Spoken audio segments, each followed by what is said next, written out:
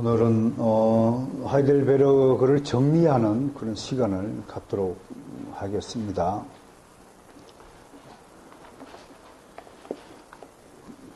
개혁주의 신앙에 있어서 하이델베르그 요리 문답이 차지하는 비중은 매우 큽니다.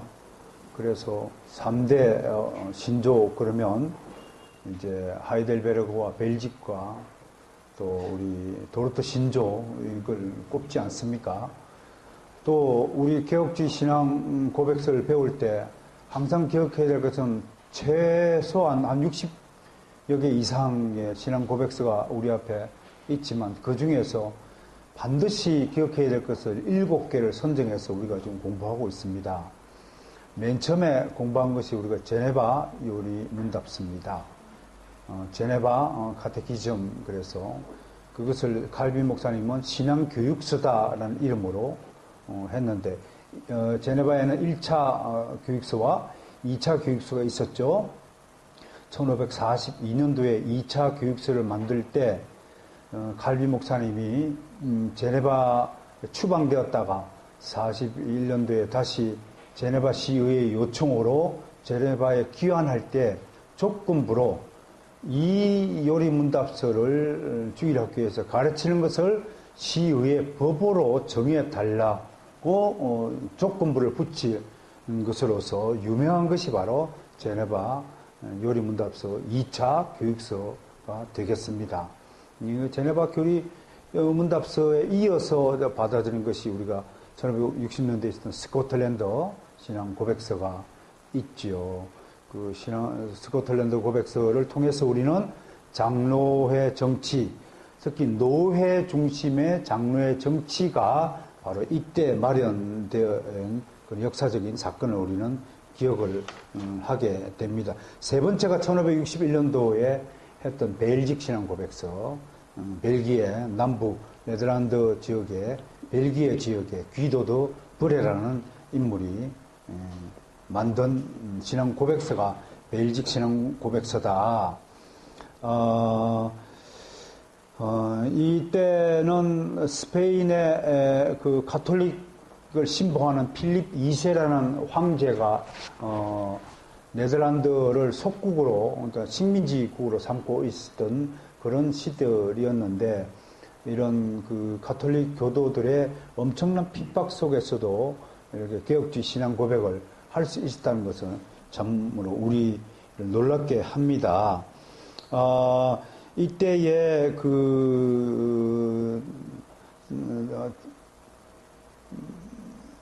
헨리 보에스라는 분이 이제 네덜란드의 가톨릭 교도인 찰스 5세로부터 화형을 당하기 직전에 이런 말을 남겼다고 합니다.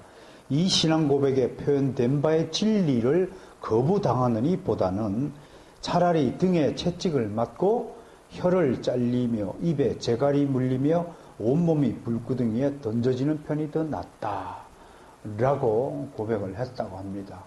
이런 과정을 통해서 다시 한번 우리가 되새겨야 할 것은 정말 우리의 믿음의 선조들이 지금 살아가는 우리들을 위해서, 우리들이 신앙의 길을 잃어버리고 신앙의 지표를 걷어차버리고 정말 망망대해에서 홀로 고아가 될까봐 우리를 염려한 나머지 이렇게 위대한 신앙의 표준들, 표지들, 지침들을 만들어서 우리 손에 남겨주셨다는 것입니다. 네 번째로 우리가 살펴봐야 될 것이 바로 우리 지금 오늘 최종 정리하고 있는 1563년도에 만들어진 하이델베르그 카테키즘이다 라고 하는 것입니다. 1564년도에 신성 로마 제국 산하에 독일의 8저 영방의 선제후 프리디 3세가 개혁주의 신앙을 고백하고 이것을 우르시누스와 올리비아누스 두 교수에게 의뢰해서 만든 어린 신앙 교육서가 바로 하이델베르그 교리문답, 다른 말로 하면 하이델베르그에서 만든 신앙 교육서다, 개혁교회 신앙 교육서다라고 말할 수 있을 것입니다. 1563년도에 의회 승인을 받고 독일어판, 라틴어판은 출판되었다가 1566년도에 엉뚱하게 저 위에 있는 네덜란드 개혁교회에서 이것을 신앙 고백서로 채택했다는 것, 그리고 네덜란드 교회에서 이것을 주일 오후 예배 때 설교용으로 사용했다는 것이 하이델베르그가 남긴 그 유산이기도 할 것입니다. 그리고 이제 다섯 번째가 제2 스위스 신앙고백, 다음 주부터 우리가 공부해야 될 거고, 이건 불링그라는 루터와 또 멜랑이톤, 처빙글리 등으로부터 영향을 받고 칼빈과 함께 취리 협정을 맺은 장본인입니다. 뭘 협정을 맺었냐면 이분은 교회 일치, 교회가 루터파, 칼빈파, 제사례파로 나눠진 것을 매우 안타깝게 여기고 교회 일치를 위해서 많이 헌신하고 애쓰던 사람인데요. 그래서 칼빈과 만나서 루터파하고는 결국 일치를 보지 못하고 칼빈파하고 만나서 스위스 취리에 모여서 만든 서명이 취리 서명이라고 하는데, 그것은 성찬식을 일치를 본 것으로 우리가 지금 맞이하고 있는 성찬식이 바로 이 두 분이 서명한 그 결과로 맞이해서 우리가 좀 손에 쥐고 있다고 하는 것입니다. 그 다음에 1619년 훌쩍 이제 뛰어넘었어요. 한 50년 뒤로 쭉 가면 이제 도르트 신조. 이때는 이제 라이덴 대학의 아르미니우스라는 배자의 제자가 나와서 칼빈의 예정론을 부정하고 또 견인교리를 약화시키고 또 뭐 등등 여러 가지 개혁주의 노선을 벗어나는, 우리는 신학적으로 이걸 세미 펠라기우스주의다 이렇게 말들을 합니다. 그러나 어떻든 이 알미니안주의가 정말 교회를 현대 종교개혁 이후에 나타난 개혁교회를 가장 위협한 세력이 있다면 바로 이 알미니안주의다라고 말할 수 있을 것 같습니다.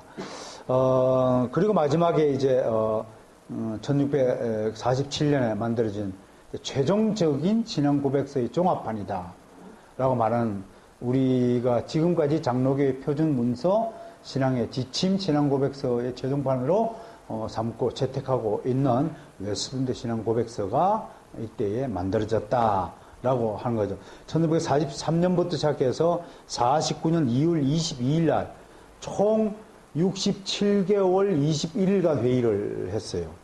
그래서 목회자 신학자가 121명과 평신도 30명, 또 151명이 모여서 5년 7개월 21일 동안 모여서 매일 금식 기도하고 또 매일 회의를 하고 매일 기도하고 매일 예배를 드리고, 그렇게 해서 장장 5년 7개월 동안에 하나님이 인간에게 부여해 주신 모든 지혜를 총동원하고 망라하여서 만든 유일하고 최종적인 신앙 고백서가 바로 웨스트민스터 신앙 고백서라고 하고, 이 신앙 고백서를 지침으로 하여 우리가 교회 헌법을 만들고 지금까지 교회를 개혁교회를 운영해 오고 있다는 점을 우리는 분명히 알아야 할 것입니다. 이와 같이 우리에게 하나님이 7대 교리를 성경 안에서 포함하여 주셨듯이, 또 우리 믿음의 선진들을 통해서 교회 생활을 잘 어긋나지 않게 바른 길을 걷도록 하기 위해서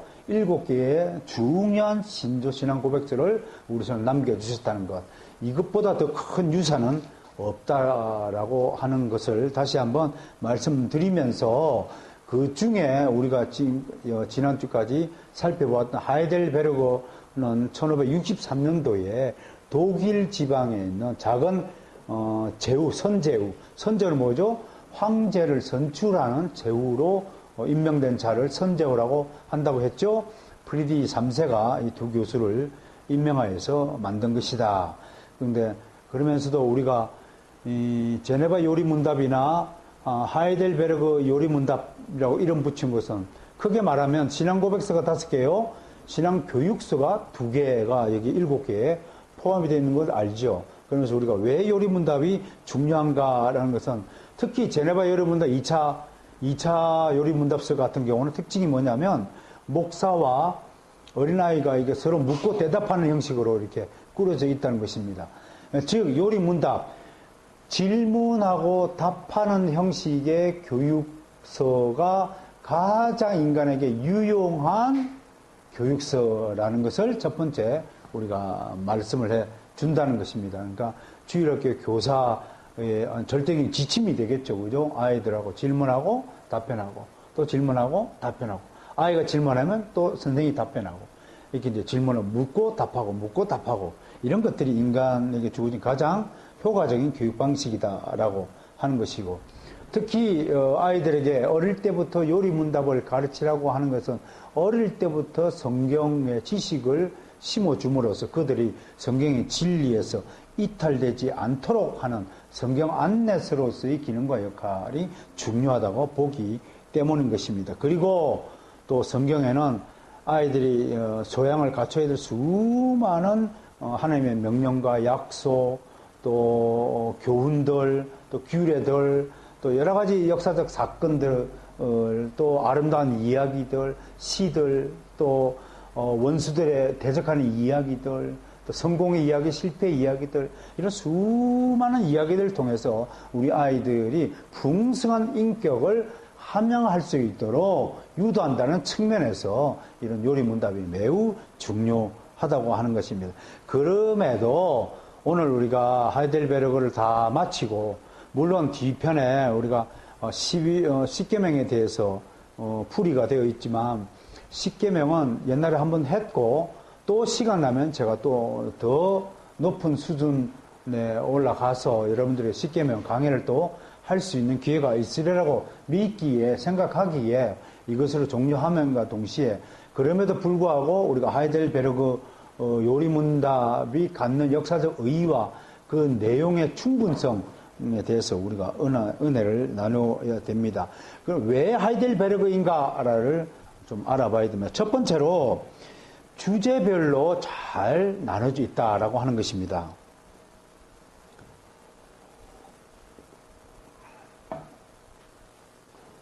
주제별로, 그러니까 아이들의 그러니까 웨스트민스터 소요리 문답 같은 경우는 사람의 제일 되는 목적이 무엇인가 해서 하나님을 영화롭게 하고 그를 즐거워하는 것이다라는 답변을 이끌어내므로써 출발을 하나님께 영광이라는 단어를 제시한단 말이에요. 그런데 하이델베르그 제1문은 인간에게 위로가 되는 것은 무엇입니까? 라고 인간 중심에서 출발한단 말이에요.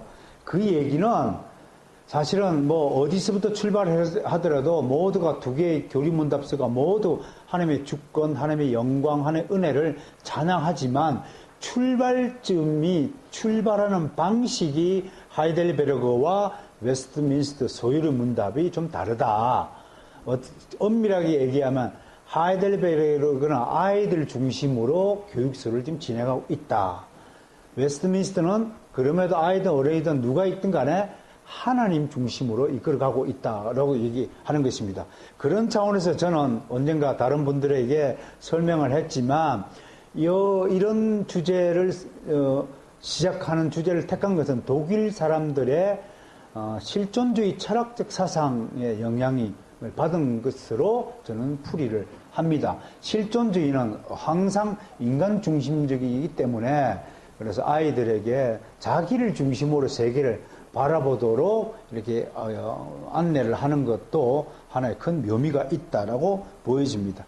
두 번째는 아주 체계적이다라는 뜻입니다. 하이델베르그는 독일의 철학자들의 그 글들을 보면 아주 체계적입니다. 첫째, 둘째, 셋째, 실존주의 철학에는 아주 분명한 그 과학적인 사고방식과 결론을 도출해내는 것이 독일 철학인데요. 바로 하이델베르그 구조가 어떤 것에 기반을 두고 있냐면 바로 로마서의 구조를 그대로 따르고 있다고 하는 것입니다. 그래서 하이델베르그 그러면 몇 가지 구조죠? 세 가지 구조를 갖고 있다. 로마서를 크게 이분들은 우르시누스는 세 가지 구조로 분석한 겁니다. 로마서 1장 1절부터 3장 1절까지가 첫 번째 구조죠. 이 제목이 뭐냐면 비참이라는 단어를 끄집어냈습니다. 인간의 죄악이 얼마나 심각하고 그 죄악으로 말미암아 인간의 상태가 얼마나 비참한 존재인가를 말하고자 하는 것이 로마서의 제1부라고 하는 것입니다. 그것을 우리가 하이델베르그에서 1문에서 11문까지 그대로 담아서 놓고 있다는 것을 우리가 설명을 했습니다. 그 다음에 두 번째가 로마서 3장 22절부터 11장 36절까지는 바로 어떤 점이냐면 구원이란 무엇인가를 다루고 있다고 하는 것입니다. 그래서 이 구조를 따라서 하이델베르그 12에서 85문에는 구원에 대하여 논하고 있다고 하는 것입니다.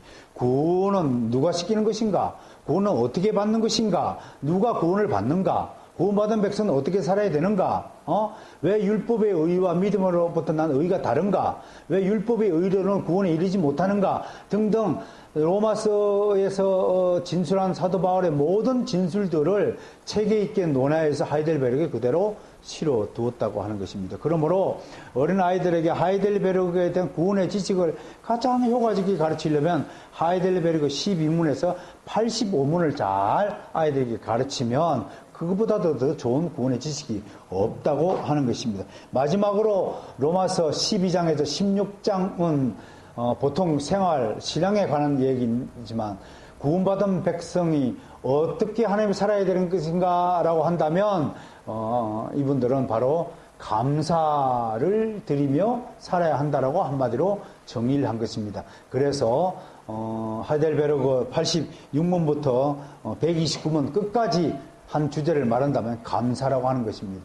그래서 하이델베르크의 특별한 세 구조는 비참과 구원과 감사라는 세 구조로 이루어져 있다고 하는 것을 우리 다시 한번 되새겨 보는 것입니다. 그러면서도 우리는 하이델베르크를 통해서 첫 번째 우리 알아봐야 될 것이 도대체 무엇이 비참인가 하는 것입니다. 돈이 없는 것이 비참인가? 병이 들어서 찌질이 고생하는 게 비상인가? 또 마음에 근심 있는 것이 비참인가? 무엇이 비참한 것인가를 볼 때 이것이 웨스트민스터 소위리 문답 19문과 29문과 절묘하게 일치를 보고 있고, 그렇다면은 웨스트민스터 신앙 고백서는 1563년도 뒤에 80년 뒤에 만들어져 있는 것이기 때문에 이런 절묘한 내용의 일치를 미루어 보건대 웨스트민스터 신앙 고백서와 소위리 문답을 만든 사람들이 분명히 하이델베르크나 벨직 신앙 고백서를 참조했을 것으로 우리는 분명히 그렇게 인정을 하는 것입니다. 뭐가 비참한 것이냐 했더니 두 곳에서 다 이렇게 설명하고 있죠. 사람이 타락한 것 자체가 비참한 것이다. 그렇게 말하는 것입니다. 그러니까 사람이 타락한 것 자체, 모든 인류가 타락으로 말미암아 어떻게 해요? 하나님과의 교제가 끊어지고 타락과 관계 단절이 동시에 등장하고 있단 말이에요. 그러니까 예수를 믿지 않는다는 것은 하나님과 관계가 단절됐다는 거예요. 관계가 단절되면 서로 교통함이 없겠죠. 왔다 갔다 한 일이 없어지지 않겠어요? 그 다음에 관계가 끊어질 뿐만 아니라 하나님의 진노와 저주 아래에 있다. 그건 로마서가 말하는 바와 너무나 동일한 이야기죠. 진노와 저주 아래에 있다. 그리고 그로 말미암아 금생에서 모든 비참한 삶을 살게 된다. 모든 비참한 삶을 살게 된다. 그리고 결국은 사망하게 되고, 육신의 죽음도 사망하는 거잖아요. 그리고 영적으로 어떻게 된다고? 영원한 지옥 형벌에 받게 된다. 이렇게 우리 선조들은 아이들에게 비참이 뭐예요? 목사님 물었을 때 우리는 아이들에게 이렇게 하나님의 답변을 할 수 있도록 우리에게 만들어주고 있다고 하는 것입니다. 우리가 비참을 다룰 때 또 하나 기억해야 될 것은 비참한 지경을 왜 하나님이 그렇게 방치하셨을까? 허용하셨을까? 라고 묻는다면 비참한 상태에서 하나님을 바라보도록 하는 하나님의 위대한 비밀의 섭리가 거기에 깔려 있다고 하는 것입니다. 오전에도 청년들에게 제가 그랬지만 만약에 제가 언론 생활하면서 망하지 않고 잘 나갔더라면 절대로 제가 하나님께로 돌아올 사람이 아니었을 것이다 라는 전제를 하나 던짐으로써 우리를 하여금 쫄딱 망하게 할 때는 오히려 쫄딱 망하게 함으로써 예수 그리스도를 바라보고 의지하도록 하는 하나님의 구원의 손길을 느껴야 된다라고 우리 선조들은 그렇게 해석을 하는 것입니다. 그러니까 믿음은 결국은 어떤 문제? 해석의 문제다. 성경에서 이탈하지 하는 이유가 뭘까요? 이단들이 왜 나타날까요? 왜 변절자들이 생길까요? 왜 말씀대로 살지 못할까요? 그거는 성경의 말씀을 잘못 적용하고 잘못 해석하기 때문에 그렇다고 하는 것입니다. 여러분, 우리가 예수 그리스도 믿는다고 하면서 정말 우리가 그리스도의 기쁨이 되는가는 정말 진지하게 심각하게 고민해 봐야 합니다. 만약에 그렇지 않다면 그건 정말 자신이 지옥 형벌을 받을 자로 예비된 자가 아닐까 하고 심각하게 고민하라고 우리 선조들은 가르쳐 주셨습니다. 이런 고민조차 없으면 그는 버림받은 자일 것이라고 우리 선조들은 또 말을 하였습니다. 그러니까 정말로 하나님의 자녀의 특징은 정말 구원에 대해서 구원을 받았음에도 불구하고 구원을 잃어버리지 않을까 조마조마하면서 정말 긴장감과 그 속에서 초조함 속에서 하나님의 예수 그리스도 은혜를 애타게 기다리는 이 상호 모순된 상황 속에서 자기를 집어넣고 끊임없이 자기 저절을 채찍질해 나가는 신앙이 바로 하나님이 원하시는 신앙이라고 하는 것입니다. 예수 믿는다고 하는 사람이 뭐 강도짓을 하고 도둑질을 하고 하나님의 법을 어기고 다른 사람의 칼을 찌르고 다른 사람을 욕을 하고 다른 사람을 비난하고 근거 없이 정죄하고 괜히 다른 사람을 못되게 하고 다른 사람을 손해보게 만들고 다른 사람 마음을 아프게 하고 무겁게 하고 그래 놓고도 양심에 도저히 잘못했다는 마음이 들지도 않고 오히려 불만만 쌓여가고 그런 모든 것들이 왜 일어납니까? 그건 절대적으로 무지 때문에 일어나는 것이다. 오늘 사도 바울이 그렇게 하지 않습니까? 그 좀 상황과 지식을 정보를 잘못 해석하기 때문에 일어나는 일들인 것입니다. 남들은 다 상식적으로 판단하는데 자기 혼자 나 혼자 자기 중심으로 생각한다든지 이렇게 되면 굉장히 괴리가 발생하는 것이죠. 여러분, 우리 성경 해석하기에 첫 번째 해석의 원칙이 뭡니까? 성경은 성경을 해석한다. 두 번째, 자연스러운 것은 자연스럽게 해석한다는 겁니다. 상식적인 것은 상식적으로 해석하는 거예요. 말뚝이 무슨 의미입니까? 천막에 바람에 날아가지 않도록 하는 의미, 용도인 것입니다. 그 말뚝이 무슨 믿음에 어쩌고 저쩌고 그렇게 확대 해석할 필요가 없다는 것입니다.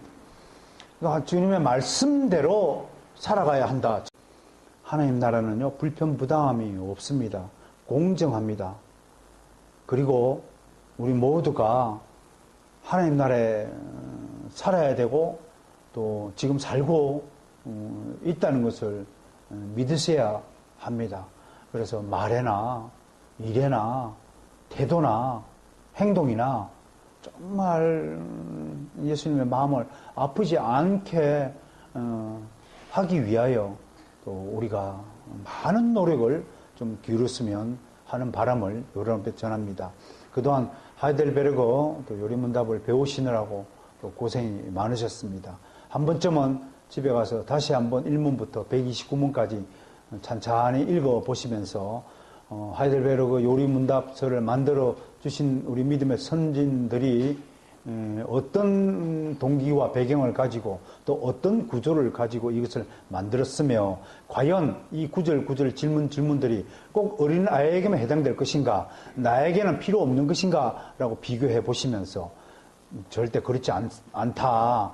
이 요리문답서의 구구절절의 질문과 답변서가 바로 나에게 필요한 신앙의 지침들이라는 사실을 다시 한번 깨닫고 이 중요성을 널리 알려주시고 특별히 이런 교리교육, 이런 신앙고백에서 교육을 시행하지 않는 많은 교회들을 향해서 여러분들도 입을 열어서 평신도라고 내가 힘 있어 목사님이 결정할 것인지 이런 무관심주의, 방치주의에서 벗어나서 적극적으로 그런 교인들에게 야 너도 목사님에게 건의를 드려 우리 교회도 하이델베르크를 좀 가르쳐 달라고 요청을 해. 그럼에도 불구하고 거부할 때는 어떻게 할 것인가? 우리가 신앙생활을 할 때 이런 교육 하지 않는 교회 가면 편합니다.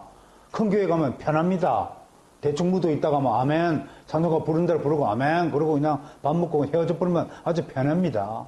그러나 그 편안함 속에 여러분들의 신앙은 1mm도 자라지 않는다는 사실을 늘 가슴속에 품고 사셔야 하는 것입니다. 여러분이 하이델베르크를 배움으로써 끝나는 것이 아니라 정말 이것을 다른 사람이 이 중요성, 이 내용을 다른 성도들에게 알려주고 가르쳐 주고자 함이 여러분들에게 하이델베르크나 우리 신앙고백서 신조 교리문답을 가르쳐 주는 목적이라고 하게 될 것입니다. 그러므로 대충 한번 훑어봤지 그런 아니란 수준에 머물지 마시고 집에 가서 한번 읽어보시고 충분히 또 활용할 수 있도록 주시기를 당부드립니다.